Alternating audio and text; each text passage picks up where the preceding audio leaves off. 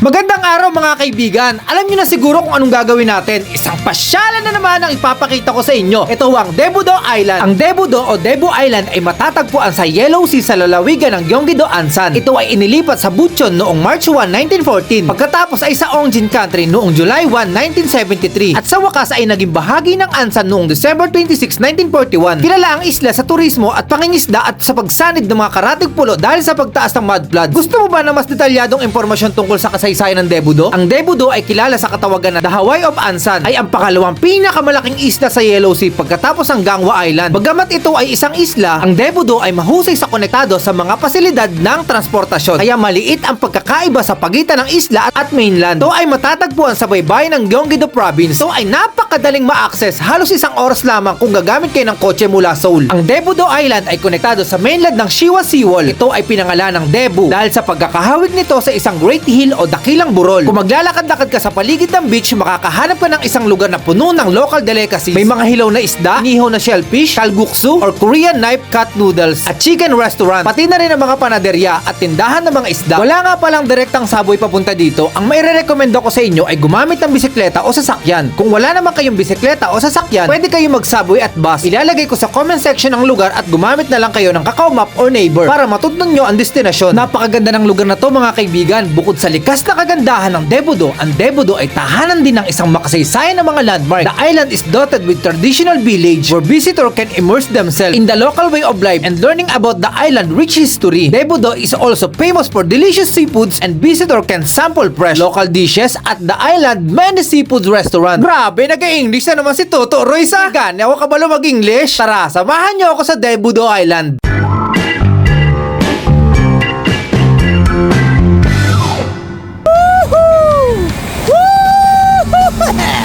So ayun po, magandang hapon sa inyong lahat. So papunta nga pala tayo sa isa sa mga tourist spot dito sa Ansan. So kung gusto nyo pumunta rito, tapusin nyo tong video na to. Kahit pagod na ako kakabike, itutuloy natin to mga kaibigan. So ayun, road trip muna tayo. Peace!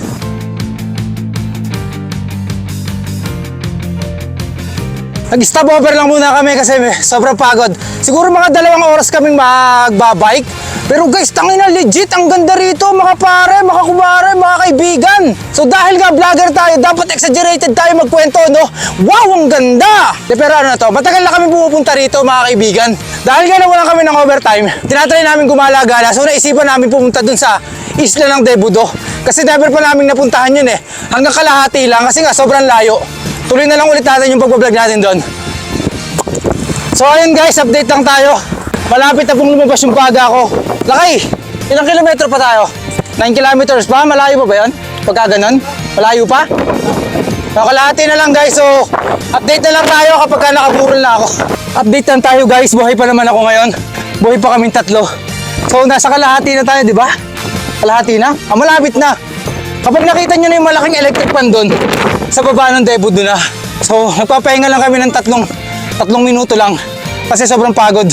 So ayun guys, yung kay water, bali galing na kami dyan. May vlog tayo dyan pero soon, saka natin nilalabas. Kaya pala malakas ang hangin dito kasi may electric pan, no? 2 electric pan, yung isa sira. Ayun, hindi gumagana. Ito naka number 1 lang. So update lang tayo mga kaibigan. Malapit na kami. Ilang kilometro na lang? Isa na lang, 500 meters. So malapit na kami. Konting tiis na lang. So tinetake natin to sa pagsubok sa buhay. Yung isa, tagilid na yung ngiti. So, yung akin, i-take natin siya pagsubok sa buhay. Kasi kung susuko tayo, hindi natin maabot yun. Pero nakakapagod talaga. Tapos mukhang uulan pa. Mukhang uulan pa mga kaibigan, oh. So, panibagong pagsubok na naman yan. Konti na lang. Takbo na ulit tayo.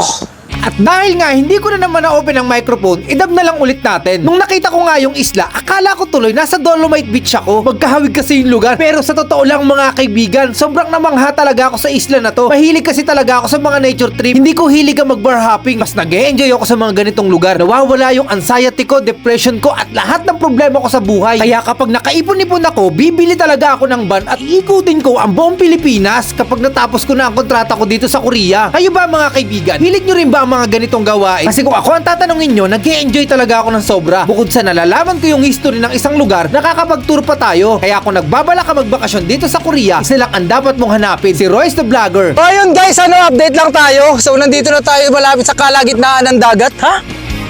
Palaka? Hindi yan palaka, jelly yan. Kahit hindi palaka dito dyan.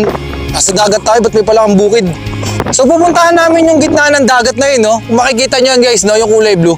Then kami papunta. So low tide naman ngayon, kaya walang problema. Eh nga yung pinapakain sa atin sa Sikdang. So dito nila pinupulot yun, no? Kuha ka lakay, ulamin natin. Ito, no? Ito yung inuulam naming sabaw. Eh, inuulam natin kaninang tanghali. Pre, sample lang natin. Tinan mo, tatakboy sila kapag sinabi ko may chicks doon na naka-flat panty. Lakay! Meron doon, oh! Babae naka-flat panty lang! Alimango guys, oh. Pwede pa to. Oh, wala na. Basag na. Andito na nga kami sa gitna ng kalagatan, mga kaibigan. Ayun, oh. Doon kami galing. So, dito na kami sa kalagitnaan. Parang tingnan mo nga naman yung paa namin, oh. Hindi pa ganun kalalim. Siguro doon pa sa gitna. Ano, ilan na huli mo? Tinga? Ha? Puro shell? Dami. Pangulam natin mamaya. Pwede yan, pangulam. Mukhang ulam mamaya. Pulutan. Hindi. Yun nga yung pinapaulam sa atin sa Sikdang eh. Hindi isa nga yun. Philippines. Yes. Why? Ah. Because we look like Thailand. Yes. Thank you. So pinagkamalit kami. Sila kayo kasi mukhang Thailand. Sobrang ganda dito mga kaibigan. Kaya kung gusto nyo makakita ng mga beach, ng magagandang resort or magagandang kainan, napaka-solid dito. Hindi ako nagsisinungaling dahil binablog ko lang.